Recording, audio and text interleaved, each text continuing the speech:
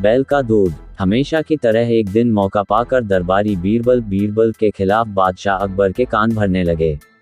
वे कहने लगे, जहां पनाह, बीरबल स्वयं को कुछ ज्यादा ही अक्लमंद समझता है। यदि वह इतना ही अक्लमंद है तो उसे कहिए कि वह बैल का दूध लेकर आए। दरबारियों की बातों में आकर अकबर ने बीरबल की अक्लमंदी की परीक्षा लेने की सोची।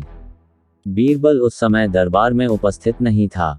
जब वह दरबार पहुंचा तो अकबर बोले, बीरबल, क्या तुम मानते हो कि दुनिया में कोई कार्य असंभव नहीं?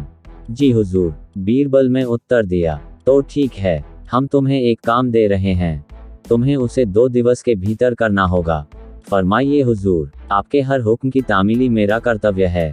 बीरबल सिर झुककर अदब से बोला, जाओ जाकर बैल ऑक्स का दूध लेकर आओ। अकबर ने आदेश दिया। आदेश सुनकर बीरबल भौंचक्का रह गया।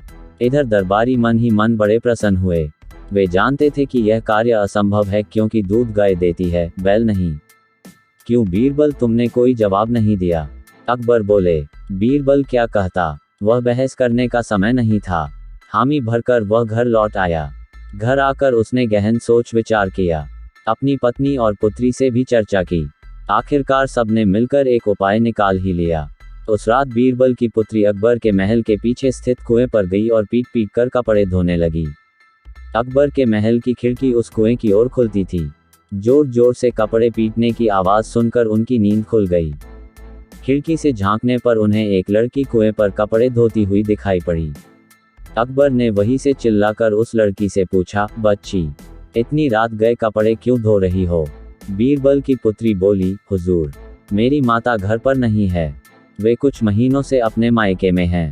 उनकी अनुपस्थिति में आज मेरे पिता ने एक बच्चे को जन्म दिया।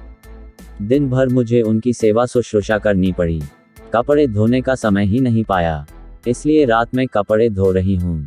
कैसी विचित्र बात कर रही हूँ बच्ची, आदमी बच्चे पैदा करते हैं क्या? अकबर कुछ नाराजगी में बोले, करते हैं हुजूर, जब बैल दूध दे सकता है तो आदमी भी बच्चे पैदा कर सकते हैं। बीरबल की पुत्री ने उत्तर दिया। ये सुनना था कि अकबर की नाराजगी हवा हो गई और वे पूछ बैठे, बच्ची, कौन हो तुम? हुजूर, ये मेरी पुत्री है। पेड़ के पीछे छुपे बीरबल ने अकबर के सामने आकर उत्तर दिया। ओह, तो ये तुम्हारा स्वांग था? अकबर मुस्कुराते हुए बोले, गुस्ताखी माफ हुजूर, और कोई रास्ता भी नहीं था अपनी बात समझाने का।